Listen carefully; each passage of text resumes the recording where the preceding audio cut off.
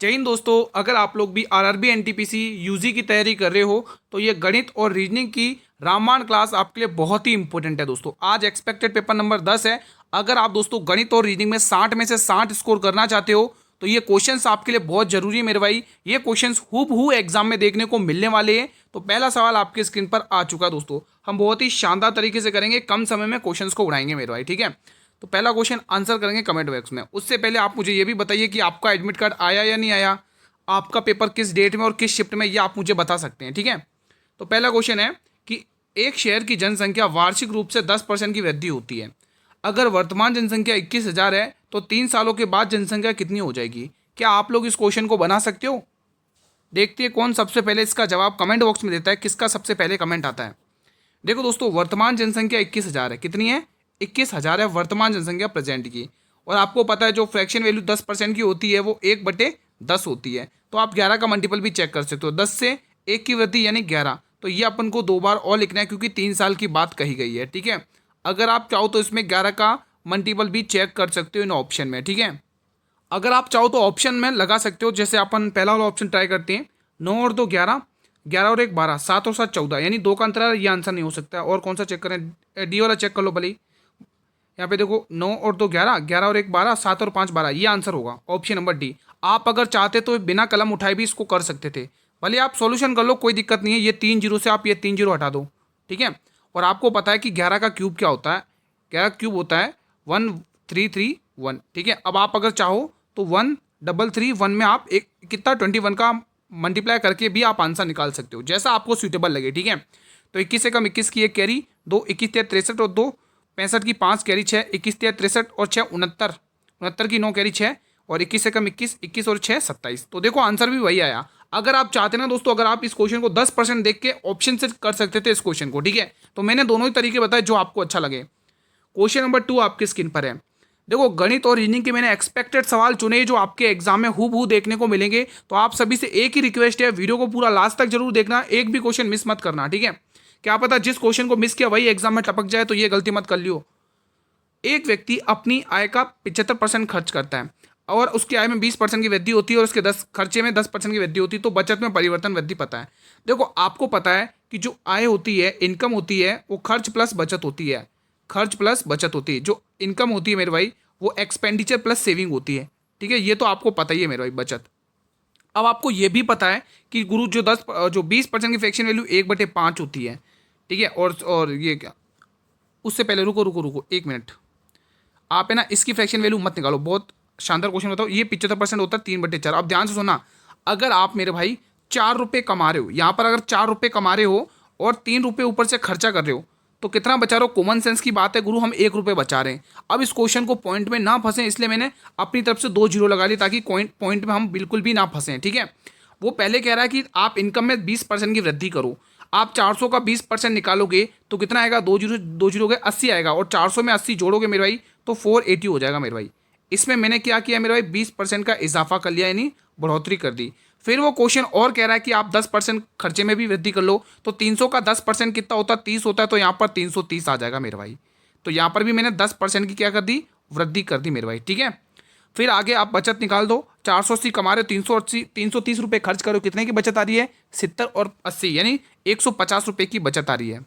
तो यहाँ पर देख लो, पहले 100 रुपये बचत करते थे, अब 150 रुपये कर रहे हो। कितने की वृद्धि हो गई? 50 की गुरु वृद्धि हुई। किसके ऊपर? 100 के ऊपर। तो आप आसानी से कह सकते हो गुरु कि हम इस पे 50% की वृद्धि कर रहे हैं, यानी कि हमारा ए वाला ऑप्शन बिल्कुल सही जवाब हो जाएगा मेरे भाई। अगर आप लोग ये क्वेश्चन आंसर कर पाए तो बहुत अच्छा दोस्तों, क्योंकि एग्जाम में इस टाइप का क्वेश्चन देखने को मिलेगा, ठीक है। देखो कॉन्फिडेंस तो थोड़ा बहुत आ ही रहा होगा, आप मुझे रेस्पॉन्स कर सकते हैं, ठीक है। जो किसी की मैथ वीक होती है, किसी की रीजनिंग वीक होती है मेरे भाई, ठीक है। तो उसके लिए बेस्ट ऑप्शन है ये क्वेश्चंस करके जाए, एग्जाम में देखने को मिलेंगे। देखो यहाँ से 9 से 15 हो गई वैल्यू, कितना प्लस हो रहा है? 6 प्लस हो रहा है। फिर यहाँ पर 15 से 15 5 20 प्लस 8 हो रहा है, ठीक है। यहाँ पर आप देखोगे प्लस 10 हो रहा है। तो अगला नंबर क्या होगा? 12 होगा, है ना। अगला नंबर कितना हो रहा है? 7 और 5 12। फिर अगला नंबर 16 आएगा, आप सभी को पता ही है। इकाई अंक एक कितना रहा है? इकाई अंक कितना आ रहा है? देखो यहाँ पे ए रहा है ना, देखो 15 23 10 का अंतर। फिर यहाँ पे 7 और 5 12 का अंतर, यहाँ पे 12 आ गया। और अगला नंबर 14 आएगा, सॉरी अगला नंबर 14 आएगा। कितना आएगा? 14। इकाई अंक 9 आ रहा है, इकाई अंक 9 इसी वाले ऑप्शन में, ठीक है। तो आप ऐसे इस क्वेश्चन को कर सकते हो बड़ा ही ईजी तरीके से। भाई चीज़ें क्लियर हो रही हैं तो आप एक बार दोस्तों चैनल को सब्सक्राइब जरूर कर लेना मेरे भाई, ठीक है। बेल नोटिफिकेशन को प्रेस करोगे तभी आने वाली हर वीडियो का नोटिफिकेशन मिलेगा, ठीक है। देखो इसी चैनल पर मैं आपके लिए ग्रुप डी की क्लासेस भी स्टार्ट करने वाला हूँ, तो मेरे भाई जो भी ग्रुप डी की तैयारी कर रहे हैं तो वो इस चैनल से जुड़े रहें मेरे भाई, ठीक है। देखो हमें इस टाइप का क्वेश्चन देखने को मिल रहा था दोस्तों, तो आप देखो इस टाइप का क्वेश्चन को करना कैसे, तो 20 एकम 20 और 20 दूनी 40, ठीक है। तो 2 एकम 2, ठीक, और 11 एकम 11, यही हो रहा है 1/20 1/40 का। तो आपको ऐसे एक बार सिंप्लीफाई कर लिया मैंने। तो दोस्तों 2 11 का कितना प्रतिशत है, क्या किसके साथ आ रहा है दोस्तों, 11 के साथ। तो 11 वैल्यू नीचे आएगी, 2 ऊपर आएगा और यहाँ पर 100, ठीक है। तो ये कितना आएगा 200/11, 200/11। अब आपको यहाँ पे देखना है कितना आ रहा है, यहाँ पर सॉल्व करो, 11 एकन 11 कितना 9 90, 11 8 88, 18 पॉइंट के समथिंग आएगा, यानी ऑप्शन नंबर सी। शानदार क्वेश्चन था भाई, ठीक है मेरे भाई। अगला सवाल आपकी स्क्रीन पर है, देखते हैं आप कितना बना पाओगे आज की क्लास से स्कोर। ये क्लास डेली अलग चल रही है दोस्तों, स्पेशल मैंने प्लेलिस्ट भी बनाई है इस क्लास की, आप जाकर देख सकते हैं, रिवीजन कर सकते हैं। इसके 1 घंटे बाद आपका फुल पेपर आएगा, 8 बजे वाली क्लास तो किसी भी कीमत पर मिस नहीं करना है। देखो 15 से 13 हो गया, यानी कि आपको यहाँ पे -2 देखने को मिला, तो आप इसमें भी -2 कर दो, 13 में से 2 घटा दो, कितना आएगा 11, यानी लास्ट में क्या आएगा। जब लास्ट में क्या आएगा तो 2 ऑप्शन तो ऐसे ही साइड में हो गए साइड में। तो अब आप एक काम करते हैं, आई आता 9 नंबर पर, ये आता 8 नंबर पर, यानी -1 हो गया। आप इसमें भी एक माइनस कर दो, -1 कर दो, कितना आएगा 7, और यानी कि बीच में आएगा जी आएगा, तो लास्ट में जी के यानी इसी वाले ऑप्शन में। तो मैं पूरी उम्मीद करूंगा कि ये सवाल भी आपने बनाया होगा। अब आया शानदार एक और क्वेश्चन, क्वेश्चन नंबर 6। एक निश्चित धनराशि चक्रवृद्धि ब्याज पर 5 सालों में 3 गुना हो जाती है, तो उसे 9 गुना होने में कितने साल लगेंगे। मेरे भाई ये कौन सा कंसेप्ट है, चक्रवृद्धि ब्याज का कंसेप्ट है, तो ध्यान से सुनना आप लोगों को। मेरे भाई ये जो राशि थी 5 सालों के अंदर 3 गुना हो रही है, तो आप यही तो कहोगे गुरु ये 5 सालों में कितना गुना हो रही है, 3 गुना। ओके रिपोर्ट है, यहाँ तक तो अच्छे से समझ में आ गया है। फिर वो क्वेश्चन कह रहा है कि ये इसे 9 गुना होने में कितना समय लगेगा। दोस्तों 9 गुना को यानी 3 की पावर में 3 लिख सकता हूँ, सॉरी 3 की पावर में 2 लिख सकता हूँ। ओके लिख सकते हो, क्योंकि 3 की पावर 2 का मतलब भी 9 ही होता है। अब आपको करना है क्या है, इस समय को इस पावर से क्या करना है, मल्टीप्लाई कर लेना है, तो इसको 10 साल लग जाएंगे। हालांकि आप चाहो तो इसको ओरल भी कर सकते थे मेरे भाई, है ना। तो कुछ क्वेश्चन तो ऐसे हैं जिन्हें आप कलम भी नहीं उठाओ तो भी कर लोगे मेरे भाई। अब एक ये शानदार सा क्वेश्चन एक बार फिर से आपके स्क्रीन पर आता हुआ, चलिए आंसर करिएगा। वो अनुपात ज्ञात करिए जो 8.30 रुपये प्रति किग्रा वाले चावल को 5.30 प्रति किग्रा वाले चावल के साथ मिला जाए तो 6.30 प्रति किग्रा का मूल्य प्रश्न है। मतलब मिक्सर एंड एलिगेशन लग रहा है, मिक्सचर एंड एलिगेशन लग रहा है। यहाँ पर कितना है 530 और यहाँ पर कितना है मेरे भाई 6.30। अब आप यहाँ से एग्जैक्ट रेशियो निकाल लो मेरे भाई, ठीक है। एग्जैक्ट रेशियो आप इजीली निकाल सकते हो, ठीक है, घटा के आप इजीली निकाल सकते हो, ठीक है। अब आप दोस्तों यहाँ पे घटा कर देख लो कितना आ रहा है मेरे भाई, ठीक है। इसमें से ये घटेगा और इसमें से ये घटेगा। देखो 6.30 में से 5.30 गया, 1 बचेगा, यहाँ पर 1 का आ रहा है, और 8.30 में से ये 2 का आ रहा है, यानी 1 और 2 का अनुपात बनेगा डी वाला ऑप्शन, ठीक है। चलिए अगला क्वेश्चन आपके स्क्रीन पर है, क्वेश्चन नंबर 8 बताइए। देखो YE12 का संबंध WG3 से है, CS44 का संबंध AU11 से है, तो आपको DH36 का संबंध बनाना है। तो एक काम करते हैं, Y और E को यहाँ पर इसका कोड क्या दे रखा है, क्वेश्चन है ये दे रखा है WG का 3 से संबंध है। अगर आप ध्यान से देखोगे मेरे भाई, E आता है 5 नंबर पर, G आता है 7 नंबर पर, यहाँ पे +2 हुआ है, ओके रिपोर्ट है। Y आता है 25 नंबर पर और W आता है 23 पे, यानी कि माइनस कितना हुआ 2 हुआ है, ओके रिपोर्ट है। तो ये लॉजिक लगा हुआ है, तो उसी तरह से हम इसमें भी यही लॉजिक लगाएंगे, DH36 में भी हम यही लॉजिक लगाएंगे। तो सबसे पहले क्या करना है, लास्ट वाले में H में आपको क्या करना है +2 करना है, तो यहाँ पर +2 करो, 8 और तो 10, 10 पे क्या आएगा मेरे भाई J आएगा। तो हमारा आंसर J से स्टार्ट होगा, तो हमने 2 ऑप्शन तो ऐसे हटा दिए, ओके रिपोर्ट है भाई, ठीक है। J से आंसर स्टार्ट होगा तो 2 ऑप्शन तो हमने ऐसे ही हटा दिए मेरे भाई। अब आपको यहाँ पर देखना है ये इसका कितना गुना था, इसमें 3 में इसका भाग दिया कितना 4 गुना दिख रहा था, है ना। तो ये 4 गुना कैसे बनेगा, 9 चौक 36 करके बनेगा, 9 चौक 36 करके बनेगा 4 गुना। तो ये वाला ऑप्शन सी वाला है, क्योंकि ये इसका क्या है, इसको डिवाइड करने पर 4 गुना हो रहा है ना, तो ये इसका भी ये 4 गुना ही होगा। तो आप ऐसे निकाल सकते हो। भले आप इसमें ना डी में 2 घटा लो, डी में 2 घटाओगे बी आएगा, और यानी कि BJ9 आंसर आ जाएगा, ठीक है। इजी था सवाल, आप लोगों ने बना लिया होगा। इसमें भी बताइए दी गई श्रृंखला में प्रश्न चिन्ह के स्थान पर क्या आएगा। शानदार क्वेश्चन है। 84 से 92 हो गया, यानी 6 + 2, यहाँ से 6 2 8, 8 प्लस हुआ, यहाँ पर देख लो यहाँ पे माइनस हो रहा है भाई, 7 और 2 9, माइनस हो गया 9, माइनस क्या हो गया भाई 9 हो गया, ठीक है। 7 और 2 9, हाँ। और यहाँ पर देख लो यहाँ पर क्या हो रहा है, यहाँ पर सीरीज कैसी कुछ दी गई श्रृंखला में कुछ लॉजिक लग रहा है क्या इसमें, 84 प्लस -1, नहीं यहाँ पर तो अगर देखें तो यहाँ पर कितने का अंतर, 7 में से 3 घटाओ 4 आ रहा है, और 8 6 8 5 6 का अंतर आ रहा है, ये प्लस हो रहा है ना।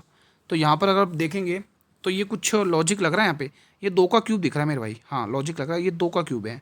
फिर ये क्या है, 3 का क्यूब है, वो भी माइनस का, 3 का स्क्वायर है यार, 2 का स्क्वायर का है, 3 का स्क्वायर है। फिर यहाँ पर देखोगे ये 4 का क्यूब है, 4 का क्यूब है, ठीक है। तो अगला नंबर क्या आ सकता है, स्क्वायर आ सकता है क्या। यहाँ पर देखोगे आप -1 हुआ, वो भी 1 का स्क्वायर लग रहा है, स्क्वायर क्यूब अगला नंबर स्क्वायर ही आएगा, वो भी 5 का स्क्वायर आएगा, 5 का स्क्वायर, वो भी प्लस में आएगा कि माइनस में, minus plus minus plus minus में आएगा। तो 147 में से आपको 25 माइनस कर लेने, इकाई अंक पे 2 आ रहा है इसी वाले ऑप्शन में। शानदार क्वेश्चन था भाई, ठीक है, शानदार क्वेश्चन था ये वाला। अगला सवाल आपके स्क्रीन पर है, ये बनाइए, शानदार क्वेश्चन है। क्वेश्चन क्या क्या रहा है पहले वो पढ़िए। एक व्यक्ति अपनी आय का 10% किराने के सामान पर खर्च कर रहा है, ओके रिपोर्ट है। 10% दवाओं पर खर्च कर रहा है, 20% बच्चों की शिक्षा पर, और 15% घर के खर्च पर। ओवरऑल वो कितने बचाता है दोस्तों, उसकी उसकी मासिक आय 30,000 रुपये। तो उसकी बचत पूछी आपसे, बचत पूछी, ध्यान से सुनना। आय हमेशा इनकम 100% की वैल्यू होती है, इनकम क्या होती है 100% की, ठीक है। अब समझने की कोशिश करिए, वो 10% किराने के ऊपर खर्च कर रहा है, 10% दवाओं पर खर्च कर रहा है, और 20% बच्चों की शिक्षा पर, और 15% घर के किरायों पे खर्च कर रहा है। तो ओवरऑल खर्चा कितना हो गया देख लो एक बार आप लोग, 20 40 40 50 और 55, यानी 55% वो खर्च कर चुका है। तो बचा कितना रहा है, बचा कितना रहा है भाई, 55% वो खर्च, भाई 30,000, ये अपने आप 100% का मान हो रहा है, ये मासिक आय है, ये 100% का मान है। तो बचा कितना, आपको 45% का मान पूछा है, 45 का मान पूछा है, ये पूछा है। रुको 1 मिनट, 1 मिनट, वो हर महीने मासिक आय 30,000 है, तो उसकी बचत पूछा है, ये बचत का मान पूछा है, ठीक है। मुझे लग रहा है दोस्तों इस क्वेश्चन में ऑप्शन में शायद मिस्टेक है, ठीक है। देखोगे अगर आप ये 30,000 रुपये, ये 100% मासिक आय का मतलब कि इनकम कितनी होती है, 100% होती है। आपसे बचत यानी 45% का मान पूछा है भाई, 45% खर्च कर रहे हो तो 45% ही तो बचाओगे। तो यहाँ पर 2 जीरो से 2 जीरो गया, ठीक है। तो यहाँ पे आप मल्टीप्लाई कर लो 300 से, तो कितना आ जाएगा यहाँ पे देख लो ना, 5 या 15 की 5 कैरी 1, और 4 के बाद 13 दोस्तों, यहाँ पे ये आंसर आएगा 13,500। ऑप्शन में मिस्टेक है दोस्तों, ठीक है, ऑप्शन में मिस्टेक है, आंसर 13,500 आएगा, ठीक है। आप लोगों को क्या आ रहा है, आप मुझे कमेंट में सजेस्ट कर सकते हैं। अगला क्वेश्चन, अगला सवाल आपके स्क्रीन पर है। 30%, 25% और 40% की 30 क्रमिक छूटों के बाद समतुल्य एकल छूट कितनी होगी। इनकी फ्रैक्शन वैल्यू लिख दें फटाफट। ये 2/5 है, ठीक है, और ये कितनी है 1/4 है, और ये 3/10 है। हमने फ्रैक्शन वैल्यू लिख दी है। अब क्वेश्चन को जल्दी से सॉल्व कर लेते हैं, ठीक है मेरे भाई। तो चलो पहले दे रहा है 30% की छूट, यानी 10 रुपये का सामान था, 3 की छूट यानी 7 पर जाएगा। फिर वो कह रहा है 25% की छूट, यानी 4 रुपये का सामान था, 1 की छूट 3 पर जाएगा। फिर 5 रुपये का सामान, 2 की छूट दी, 3 पे जाएगा। कुछ कट रहा है तो काट लो, नहीं कट रहा है तो कोई दिक्कत की बात नहीं है, ठीक है। तो 7 21, 21 से कम 21, 21 दूनी 42, 21 तिया 63, और यहाँ पे देखो 5 चौक 20, और 20 दाएँ 200, ठीक है। तो यहाँ पर कितने का देखने को मिल रहा है, यहाँ पर 47 देखने को मिल रहा है, 7 दे दो 70, 40 नहीं 37 है, 37 का गैप दिख रहा है, 37 का गैप, वो भी किसके ऊपर 200 के ऊपर। आपसे वैल्यू प्रतिशत में पूछी है, ठीक है। तो आप क्या कहोगे, 2 जीरो से 2 जीरो हटाओगे, ये 18 पॉइंट के समथिंग कुछ ऐसे ही आ रहा है क्या, कुछ अलग आया। 30% 3/10 ओके है, 25% 1/4 ठीक है, 2/5 ठीक है, यहाँ पे 10 की 3 की जो 7 पर ठीक है, 4 की 1 3 पे ठीक है, 5 में 2/3 ठीक है। फिर कम मिस्टेक कहाँ हुई भाई, देख कर लेते हैं एक बार कहाँ मिस्टेक हुई है। अगर अपन देखें तो नहीं, वैसे अपना आ क्या रहा था, रुको रुको 1 मिनट, आ क्या रहा था अपना आंसर, यहाँ पर आ क्या रहा था अपना आंसर, 2 जीरो से 2 जीरो, ठीक है। तो 2 एकम 2 और 2 अट्ठे 16, ऐसा ही कुछ आ रहा था ना, 2 एकम 2 2 अट्ठे 16। तो ऐसा तो इसमें कुछ भी नहीं दिख रहा है, एक कहाँ मिस्टेक हुई, अब तो सही है यार। 1 मिनट और चेक करके देखते हैं, 100 रख के करके देखें एक बार 100 रख के करके देखें, एक बार 100 रख के करके देखते हैं। 1 मिनट, देखो 100 रुपये का सामान है, 30 की छूट यानी 70 पे गया। फिर वो कह रहा है 25% की छूट दी, यानी 100 रुपये का फिर से सामान है, 25 की छूट यानी 75 पर गया, ठीक है। और 100 रुपये का सामान 40 की छूट यानी 60 पर गया। फिर ये कैलकुलेशन बहुत लंबी पड़ेगी, आप देख रहे हो। आप इसको जब सिंप्लीफाई करोगे ना तो यही आएगा, है ना। तो 20 × 5 = 100 आएगा, और इसको और 5 की तरफ से काट लो, 5 की तरफ से जाएगा नहीं। अगर आप सोल्व करोगे तो फिर तो यही आएगा। यहाँ तो मुझे लग रहा है ऑप्शन में मिस्टेक, बाकी अपना तो सही है यार, अपन ने पहले भी ऐसे ही किया था, है ना। एक काम करेंगे, इसको हटा के, रुको रुको, इसको पूरा हटा देते अपन, इसको पूरे ही रफ कर देते हैं। यहाँ पे अपन उससे सही कर रहे थे पहले, ठीक है।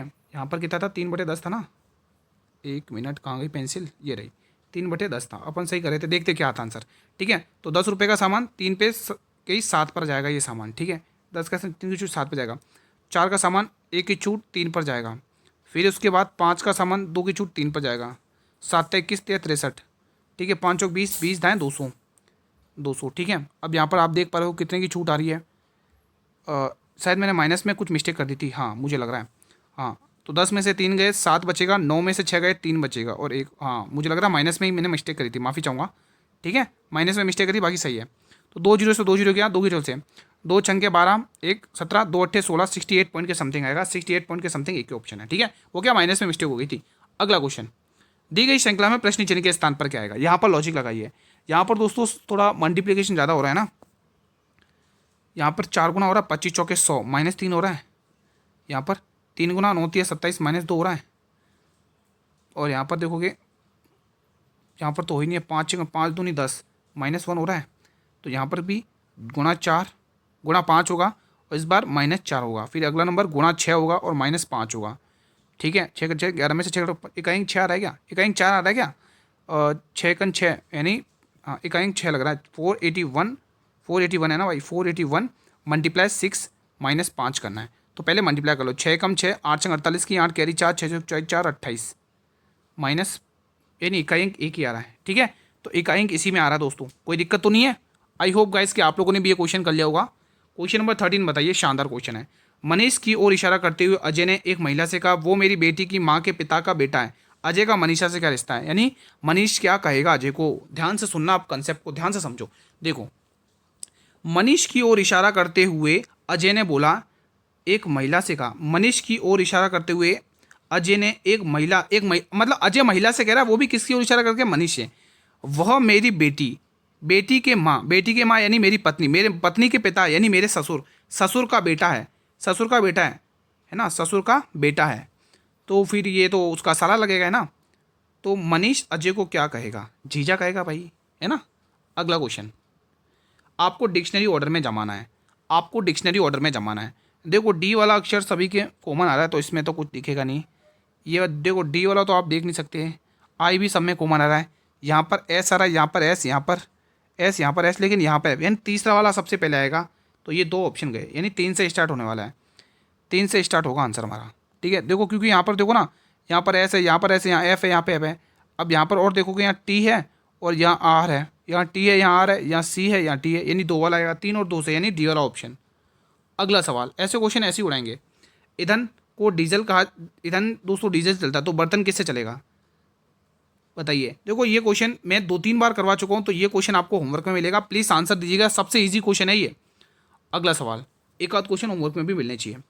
आपको संख्याओं का अनुपात दे रखा है, आपको महत्तम समापवर्तक 4 दे रखा है, आपको एलसीएम पूछा है। इस टाइप का क्वेश्चन आई थिंक मैंने करवाया था ना। ये 3 और 4 दोस्तों संख्या दे रखी, तो आप इनका एलसीएम कितना निकालोगे और एचसीएफ कितना निकालोगे। एलसीएम 12 निकाल दोगे, एचसीएफ 1 निकाल दोगे, ठीक है। तो आपका एचसीएफ आ रहा है 4, इसका वैल्यू 4, तो इसको भी 4 गुना कर लो, 48 आंसर आ गया, ऑप्शन नंबर बी। ईजी था ये सवाल, कोई दिक्कत की बात नहीं है। एक शंकु के त्रिज्या 7 सेंटीमीटर, तिर्यक ऊंचाई 25 है, तो इसका आयतन, शंकु का आयतन क्या होता है, 1/3 πr² h, यही होता ना। चलिए बताइए, स्लैंट हाइट थी है, तो आपको त्रिज्या, तिर्यक ऊंचाई दे रखी है। अब इस क्वेश्चन को करने के लिए दोस्तों आपको यहाँ पर दोस्तों ट्रिपलेट पता होनी चाहिए, क्योंकि इसमें आपको 1/3 इसका आयतन का फॉर्मूला क्या होता है, 1/3 πr² h। अब h का मतलब हाइट चाहिए, लेकिन यहाँ पे स्लैंट हाइट दे रखी है, तो इसी की मदद से आप h निकालोगे। आपको ट्रिपलेट पता ही होगी।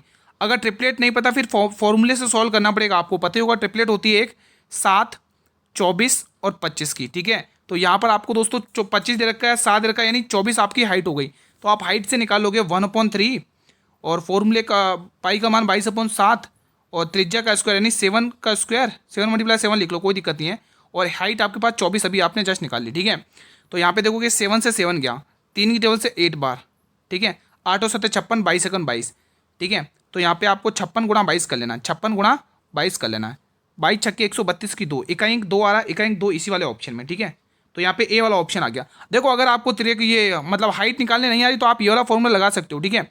एल का स्क्वायर मतलब लंब का स्क्वायर बराबर आर का स्क्वायर मतलब त्रिज्या का स्क्वायर और एच का स्क्वायर मतलब ऊंचाई का स्क्वायर। ये फॉर्मूला लगा के आप एच का मान निकाल सकते हो। ठीक है मेरे भाई, अगला सवाल आपके स्क्रीन पर है। एक पाइप एक टंकी को 12 घंटे में भर सकता है, लेकिन रिसाव के कारण उसे भरने में 15 घंटे लगते हैं। ठीक है, तो यदि टंकी पूरी तरह से भरी हो तो रिसाव उसे कितने घंटे में खाली कर देगा। ध्यान से सुना, एक काम 12 घंटे में कर सकता है, लेकिन नीचे रिसाव के कारण भरने में उसे 15 घंटे लगते हैं, यानी 15 घंटे लगते हैं ए, और ये रिसाव है बी वाला। ठीक है, ये 15 घंटे लगा रहा है, तो 15 और 12 का एलसीएम कितना होता है, 48 होता है। 15 नहीं, 15 दूनी 30, 15 45, 15 चौक 60 होता है। इसकी क्षमता 5 आ रही है और इसकी क्षमता 4 आ रही है। ठीक है, तो देखो दोस्तों, अगर एक की क्षमता मैं 5 रख दूंगा, ठीक है, और दोनों की मिलाकर 4 है, तो ये एक क्या कर रहा है, एक क्या कर रहा है, निकालने का काम कर रहा है ना। तो ये 60 और एक, उसने पूछा कितना समय में कर देगा, वो भी रिसाव वाला 1 घंटे में, तो ये 60 घंटे लेगा यानी। ठीक है, ऑप्शन नंबर बी। अगला क्वेश्चन, 8400 रुपये की एक धनराशि पर 10% वार्षिक दर से 2 वर्ष के लिए चक्रवृद्धि ब्याज और साधारण ब्याज के बीच का अंतर।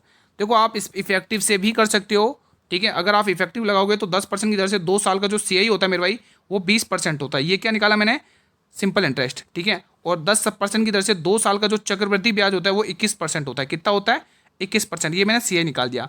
इनका गैप 1% का आ रहा है, तो 8400 का आपको 1% निकाल देना है। ऑन द स्पॉट फैसला हो जाएगा, 2 जीरो से 2 जीरो। Option number B. नहीं अगर आपको आता है तो आप ये वाला फॉर्मूला लगा सकते हो, डी बराबर पी मतलब मूलधन आर स्क्वायर अपॉन 100।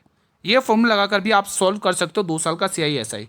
ठीक है, ये क्वेश्चन इजी लग रहा है, कर दीजिए आप फटाफट से। ए बी का मान 3.5 है, बी सी का 4.7 है, तो ए बी सी का निकालना है मेरे भाई। ठीक है, तो ए बी और सी का आपको निकाल लेना है मान। ठीक है, आप दोस्तों इसको चाहो तो दोस्तों ऐसे कर सकते हो, इतनी जल्दी हो जाएगा। देखो ए अनुपात बी कितना दे रखा है, 3:5। ठीक है, ओके रिपोर्ट है।